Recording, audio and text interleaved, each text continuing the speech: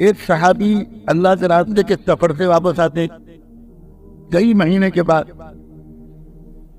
اب آدمی اپنے گھر واپس آتا ہے، تمنائیں لے کر آتا ہے، ارمان لے کر آتا ہے، خواہشات لے کر آتا ہے، طرح طرح کے خوبصورت خیالات اس کے دل میں ہوتے ہیں.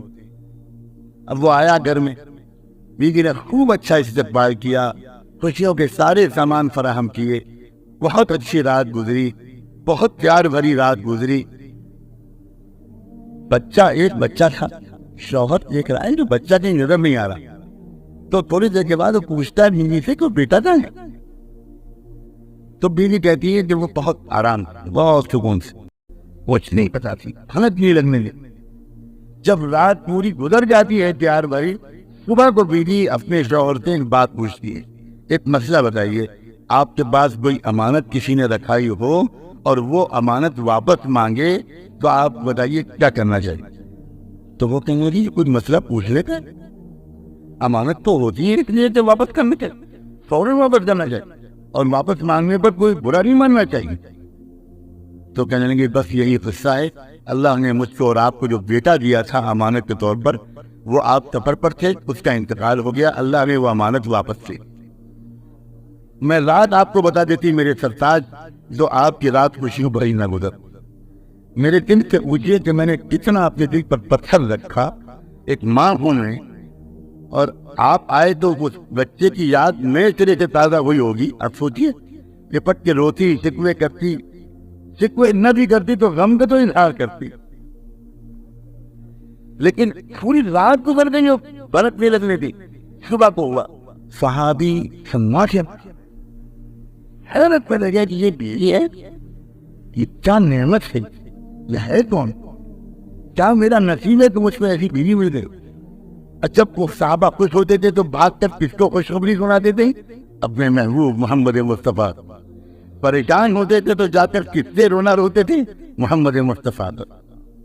وہ چہرہ ہی ان کا ایسا تھا کہ ان کو دیکھ کر سارے غم بھول جائیں، اور خوشخبری بھی سب سے پہلے انہی کی خدمت میں، اس لیے کہ وہ جانتے تھے جو مل رہا ہے انہی کے قدموں اور دعاؤں کے توفیق میں.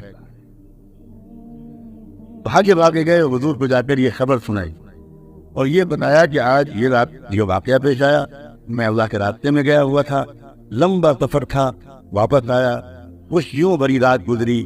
بیٹے کو پوچھا، یہ جواب ملا. صبح کو اس نے بتایا یہ بیٹے کا انتقال ہو چکا ہے. اللہ کے رسول صلی اللہ علیہ وآلہ وسلم تھوڑی دیر عجیب کیفیت میں آئے اور اس کے بعد کہنے لگے، جنت میں تم دونوں کو اپنے ساتھ ٹہلتا ہوا میں اللہ کے یہاں ٹھیک رہا ہوں. جاتے بیوی کو خوشخبری سناؤ، جاتے بیوی کو خوشخبری سناؤ، میرے ساتھ والی جنت نصیب کر دینے کا اللہ نے آج فیصلہ کر دیا، اور اس سے بہتر خوش نصیب بیٹا تم کو ملے گا، اور نسلوں میں تمہاری بیٹوں میں، تمہاری نسل میں، ہر نسل میں امت کا بہت بڑا عالم پیدا ہو.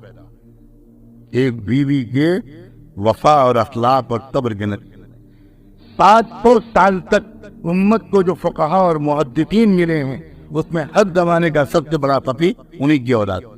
ایک عورت کتنی برکت والی ثابت ہو سکتی. میرے آقا نے یوں ہی کہہ دیا کہ خیر متاع الدنیا المرأة الصالحہ، دنیا کی سب سے قیمتی نعمت، سب سے بڑھیا نعمت ایک نیک بیوی. حضور فرما رہے ہیں المرأة الصالحہ. اور تو آپ اتنی اہم مخلوق، نہ مردوں نے آپ کو پہچانا نہ آپ نے خود اپنے کو پہچانا. مردوں نے بھی آپ کو کس نگاہ سے دیکھا؟ آپ سے خالی کام نکالے، آپ کو خالی گھر کے کام میں جوت کیا، آپ کو ڈانٹا، آپ کا دل دکھایا، نہ آپ کو ولایت کے راستے پہ چلایا، نہ آپ کو ذکر سکھایا، نہ آپ کو اللہ کی محبت سکھائی، نہ آپ کو تہجد سکھائی، نہ آپ کے اندر اللہ کے رسول کا عشق پیدا کیا، نہ مردوں نے کیا، نہ آپ خود اپنے کو پہچانی. آپ سے خاص سوائے ہونٹوں اور آنکھوں اور چوڑیوں اور بندوں اسی میں لگی رہتی ہیں.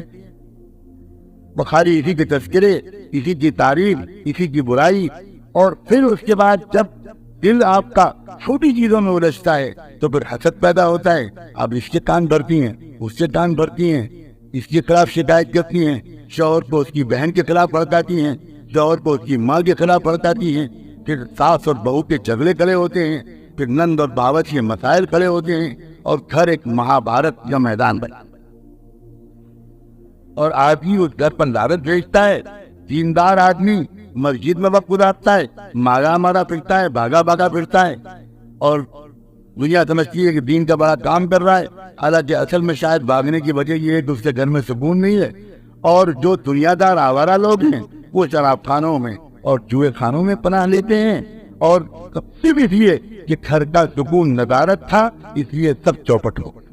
یہ تو گھر کے اندر سکون کے پھیلانے کا ہنر ہے، اور تو تمہارا دین اصل میں یہ ہے۔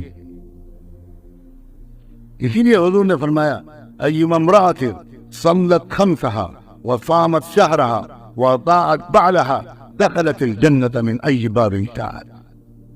کوئی بھی عورت ہو وہ خالی اتنے سے کام کر لے، 5 وقت کی نماز پڑھ لے، رمضان کے روزے رکھ لے، اللہ رے مہربانی اللہ کے رسول کی، وہ جانتے ہیں کہ میری امت کی عورتوں کو بچے بھی پالنے ہیں، ان کو دودھ بھی پلانا ہے، ان کو بچوں کو پیٹ میں رہنے کی تکلیف بھی برداشت کرنی، ان کو بچوں کو جنم دینے کی تکلیف بھی برداشت کرنی۔ اس لیے نفلی روزے میں اپنی امت کی عورتوں سے نہیں کہوں گا کہ وہ رکھیں، وہ خالی فرض روزے رکھیں، ورنہ صحت کمزور ہو جائے۔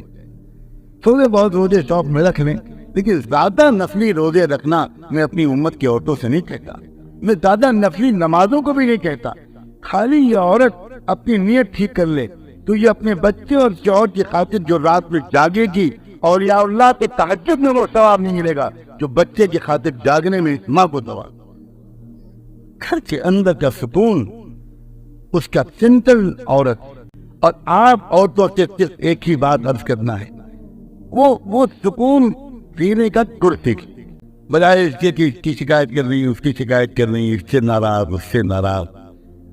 بہت گندی زندگی ہے یہ، بالکل دنیا اور آخرت کو برباد کر دینے والی چیز۔ آپ اگر اللہ سے اللہ کرنے لگیں چپکے چپکے، عورتوں کے ذکر کے لیے یہ نہیں بتایا جاتا کہ وہ مردوں کی طرح پہلے تنہائی میں بیٹھی تب ذکر کریں، عورتوں کے ذکر کے لیے بتایا جاتا ہے اپنے کام کرتی رہو، اللہ کرتی رہو، درود شریف پڑھتی رہو، کپڑے دھوتی رہو، کچن میں کام کرتی رہو، گھر کو صاف رکھو، بچے کو نہلا دھلا رہی ہو، لوریاں سناتی رہو، اللہ کرتی رہو، اچھے کلمے پڑھتی رہو، بس یہ تمہارا ذکر ہے۔ فرمایا ایما امرأۃ 5 وقت کی نماز پڑھ لے، رمضان کے روزے رکھ لے، اور اپنے شوہر کو خوش رکھے، بحث نہ کرے، جنگ نہ کرے، اپنے آپ کو بالکل حوالے کر، بس پھر وہ کیا ہوگا؟ حضور فرماتے ہیں جنت کے 3 دروازے سے چاہے گی اس عورت کے لیے داخلے کی اجازت۔ یہ وجہ تھی جس کی وجہ سے صحابہ کرام کے گھروں میں اور اللہ والوں کے گھروں میں چیزوں کی کمی کے باوجود سکون اور محبت کا ایسا ماحول ہوتا ہے کہ دنیا کے لکھ پتی اور کروڑ پتی 1 منٹ کے لیے بھی اس سکون کا مزہ ابھی تک چکھی نہیں۔